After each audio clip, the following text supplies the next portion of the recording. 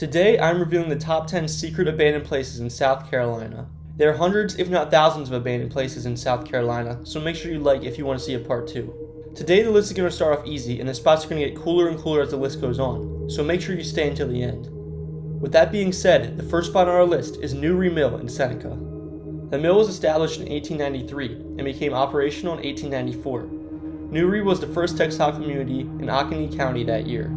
Captain Courtney and his colleagues were following a pattern that began after the war, when northern manufacturers poured to the south in search of cheap labor amid the devastation of the economy. Captain Courtney bought 350 acres after retiring from politics and founded the Courtney Manufacturing Company to manufacture spin, dye, print, and market all cotton and woolen products. While Courtney Mill was the name of his facility and administrative buildings, the hamlet that encircled it was named Newry after his father's ancestral home. Following Courtney's death in 1908, his son, Campbell Courtney, took over the mill operations. However, for this and many other mills, things were beginning to change.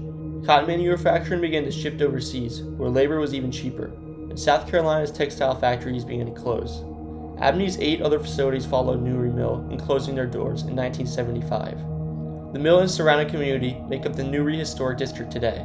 The mill complex, the post office, the town church, and many of the ancient dwellings are among the 118 elements that comprise the district's 250 acres. No alterations to the mill have been made as of 2019, although fresh studies are being undertaken to see if the mill can be converted into residences.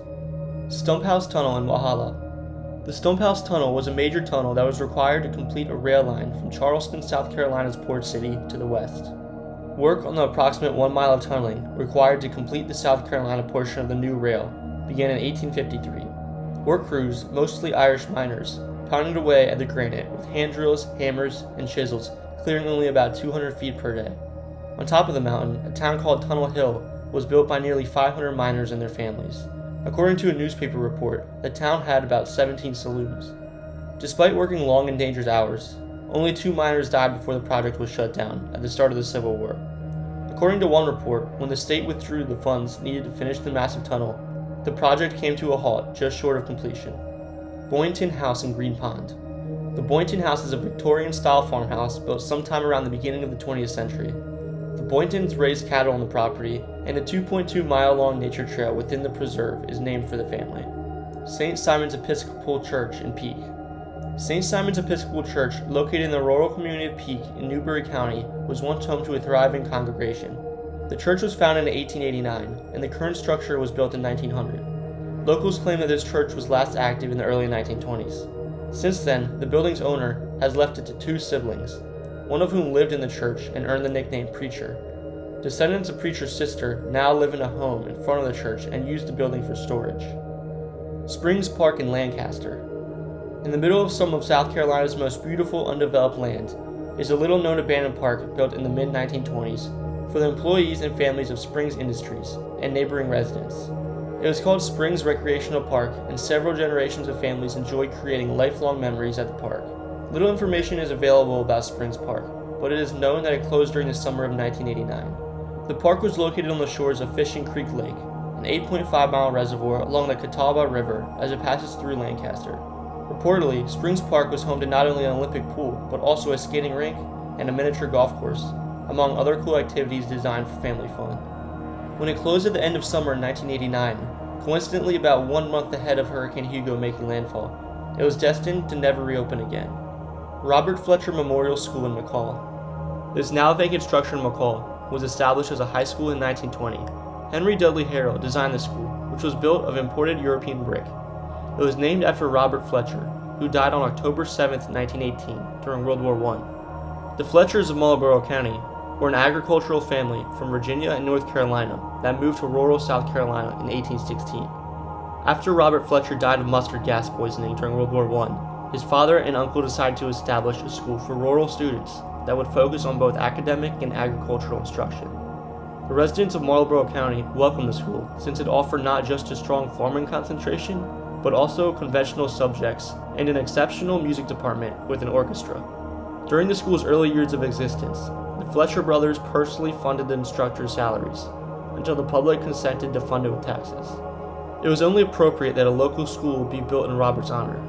Robert Fletcher had placed a high emphasis on his own education. The Fletcher brothers intended to transform the Robert Fletcher Memorial School into a college to honor all South Carolinians who died in World War I in 1924. They offered to buy more property and upgrade the school's facilities, but the idea was rejected by the state assembly. From 1920 through 1985, the Robert Fletcher Memorial School was a public school. In 1951, it was merged with other area public schools.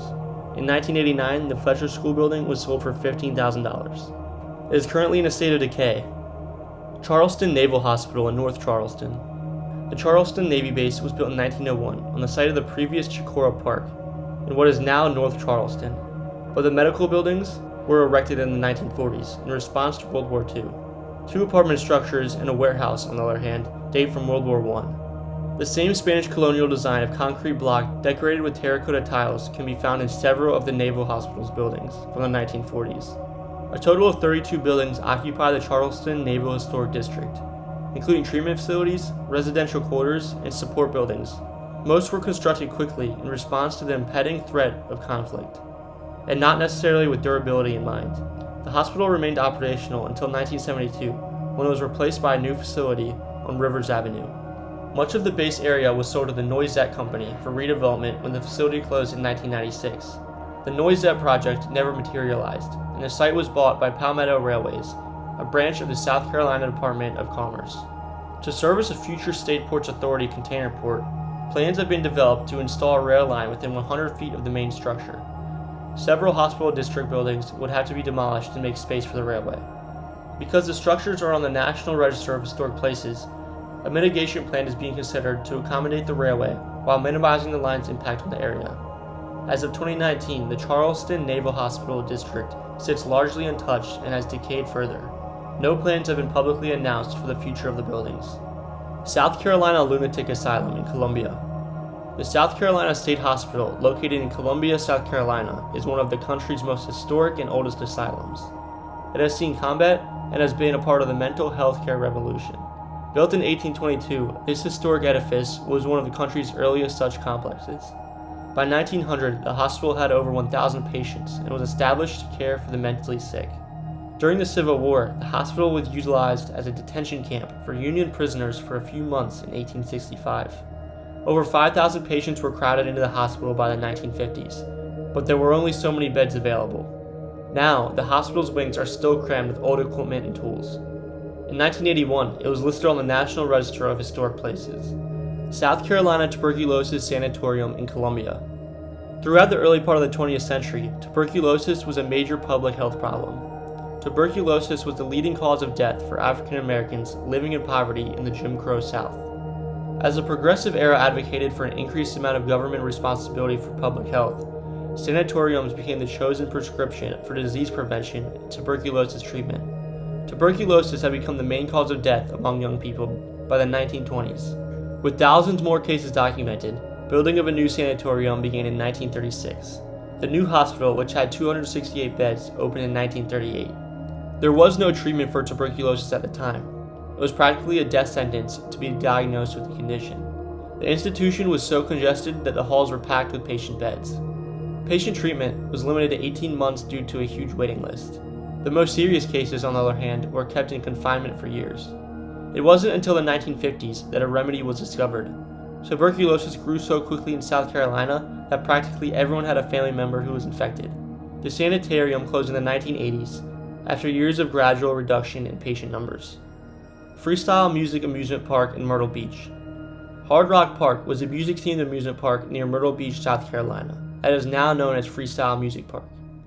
The park, which spanned 55 acres, was situated at the crossroads of US 501 and the Intracoastal Waterway. Its offices were at the neighboring mall. The park first opened to the public on April 15, 2008. However, it closed on September 24, 2008 due to financial concerns. It returned under the Freestyle name on May 23, 2009, but owing to escalating financial troubles and litigation, it closed permanently at the conclusion of the season. Those are the top 10 abandoned places in South Carolina.